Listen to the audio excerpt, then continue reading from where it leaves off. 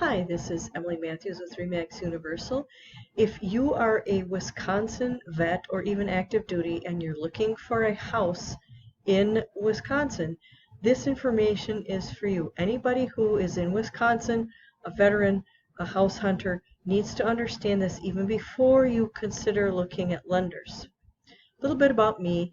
I was an ER nurse for over 20 years, became a realtor in 2018, quickly realized that writing and getting offers was just a tiny fraction of the whole process, and a few other little informational bits about me there. So, starting with a disclaimer, nothing is intended as giving financial advice. I'm not a loan officer.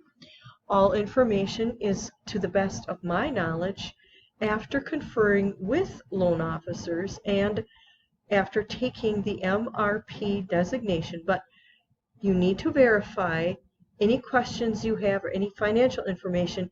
In order to do that, you need to do that with the lender. Now, my motivation obviously is I'm not a lender. I want to help people.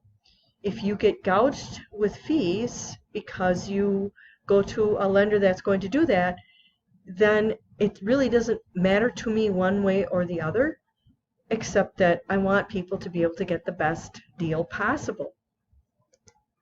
So where will you find a loan? The magic question. Most people look online for their lender.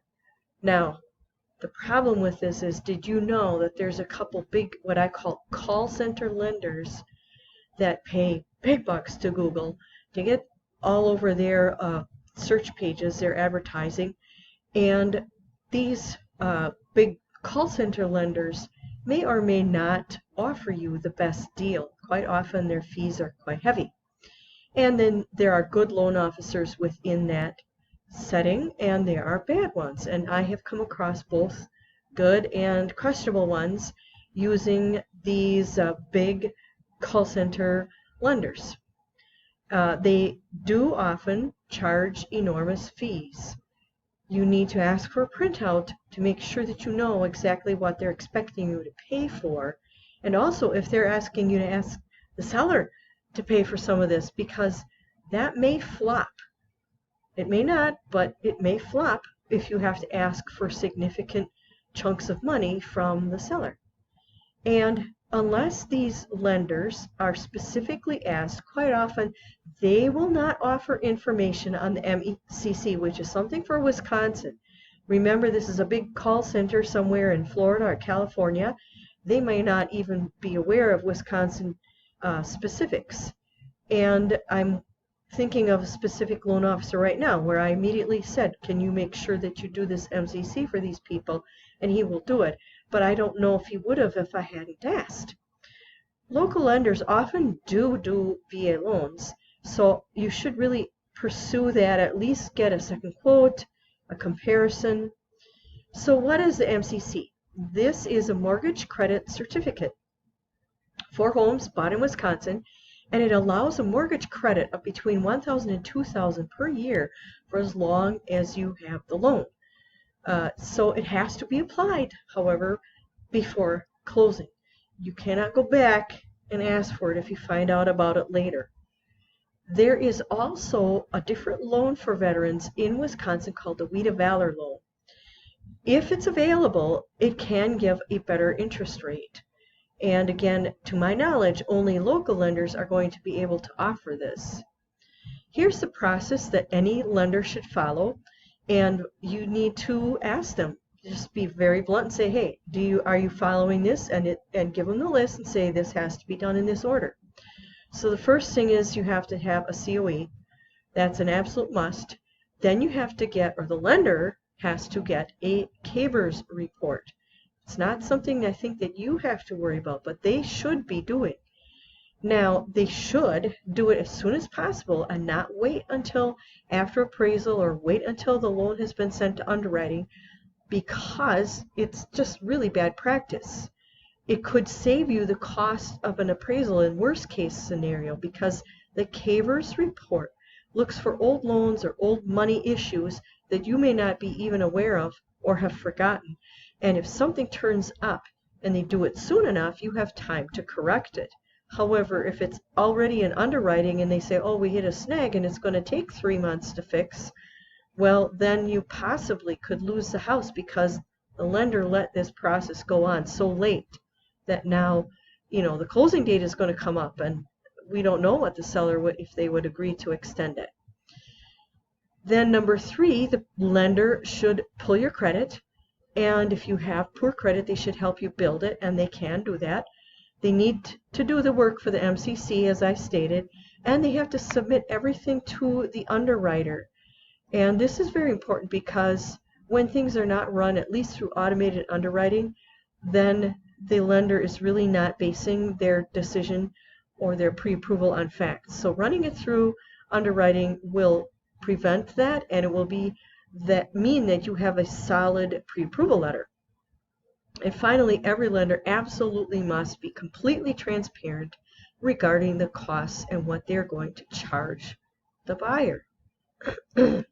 Rhetorical question, is the VA loan the best choice? Oftentimes it is, but sometimes it's not. As in the case of the Wheat of Valor, that may give you a better deal.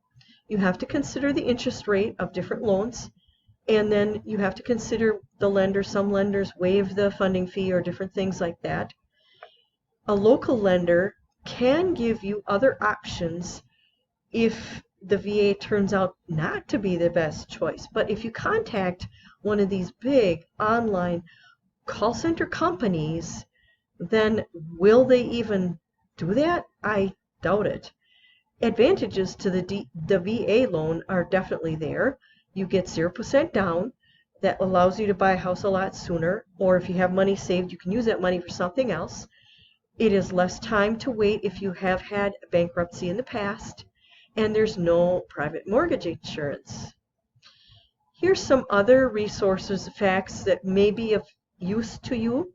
Number 1 is that any disability will waive the funding fee. So if you even 10% will waive the funding fee.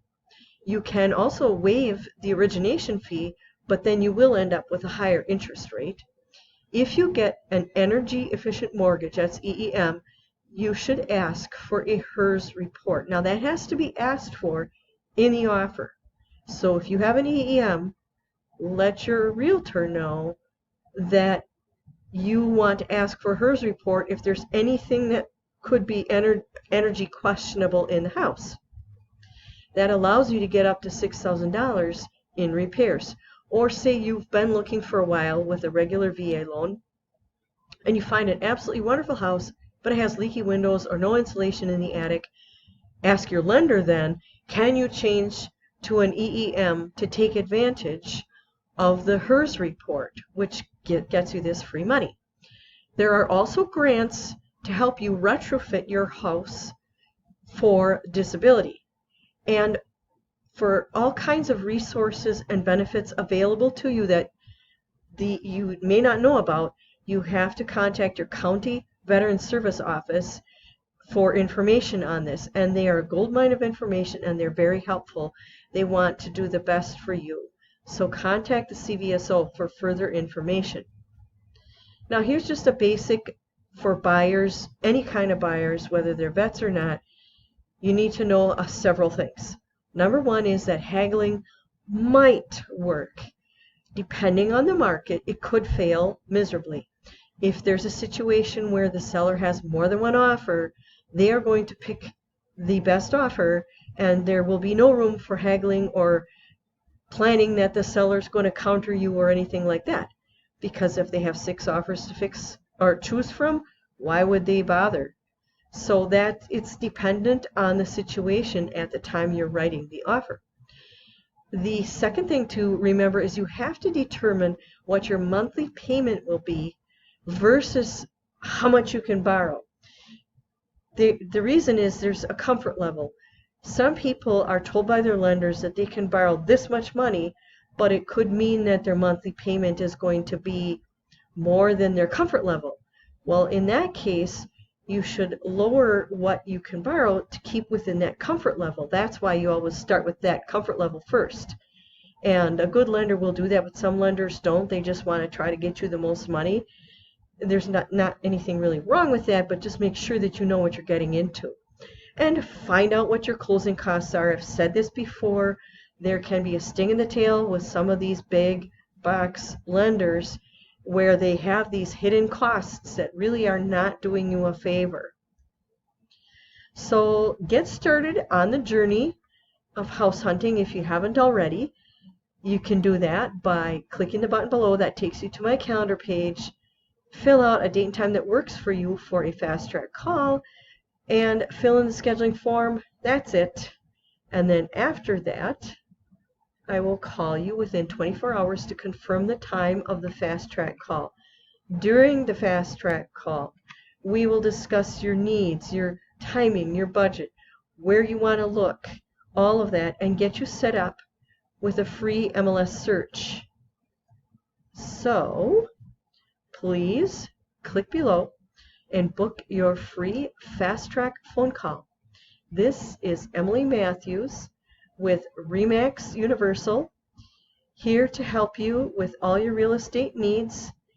I work in the Tri-County area, which is Manitowoc, Sheboygan, Calumet, and a little bit around. So again, remember what you've learned in this, and please do your homework when you're looking for lenders. Have a great day.